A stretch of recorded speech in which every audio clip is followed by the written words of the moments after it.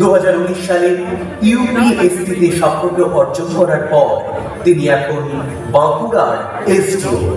Engineering পাশ করে নয়ডাতে চাকরি সূত্রে বাড়ি দেন। তবে প্রথম থেকেই চেষ্টা ছিল দেশের বাইরে না গিয়ে দেশের জন্য কিছু করার। আর যেই ভাবা সেই কাজ। চাকরি চলাকালীন শুরু করেন ইউপিএসসি পরীক্ষার প্রস্তুতি এবং সেই জেদি তাকে নিয়ে যায় তার অকল্পনীয় লক্ষ্য পূরণের দিকে। আজ এই মঞ্চে আমরা সম্মান জানিয়ে নিজেরাই সম্মানিত হব IAS নেহা ব্যানার্জিকে। আমন্ত্রণ জানাবো শ্রীমতী নেহা ব্যানার্জিকে বঙ্গ নারী সম্মান 2024-এর এই মঞ্চে।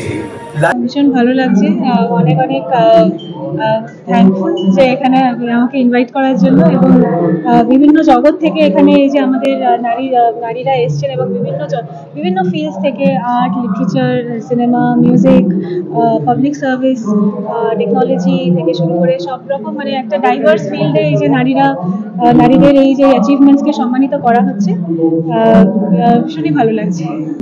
মানে নারী হিসাবে আলাদা করে কিছু নেই, আমরা যত ইকুয়ালিটির দিকে যাচ্ছি আমাদেরকে কাজকে কাজের মতন করে দেখাটাই আমাদের উদ্দেশ্য, নট যে এটা নারীর কাজ, এটা পুরুষের কাজ।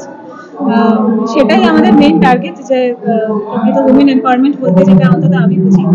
এবং এই মানে এরকম একটা অনুষ্ঠানের মাধ্যমে এই যে বিভিন্ন ফিল্ডসে আমরা নারীরা যে বিভিন্ন ফিল্ডে ইকুয়ালি মানে আমাদের লাইটস থ্রো করতে পারি, সেটাই একটা নিদর্শন এবং সেটাই খুবই সুন্দর। কাজের দায়িত্ব তো অবশ্যই আছে এবং সেই কাজটাকে নিয়েই আর কি সমস্তটাই, এবং আশা করি ডেফিনেটলি মানে কাজ তো থাকেই, তার সাথে সাথে মাঝে এরকম এই পুরস্কার ডেফিনেটলি আরো ইন্সপায়ার করবে যে আরো ভালো কাজ করতে এবং আরো ভালো মানে সামাজিক স্তরে আমাদের কাজটাকে যাতে আরো ভালো করে পৌঁছানো যায় সেগুলো। বাংলা টুডে নাও।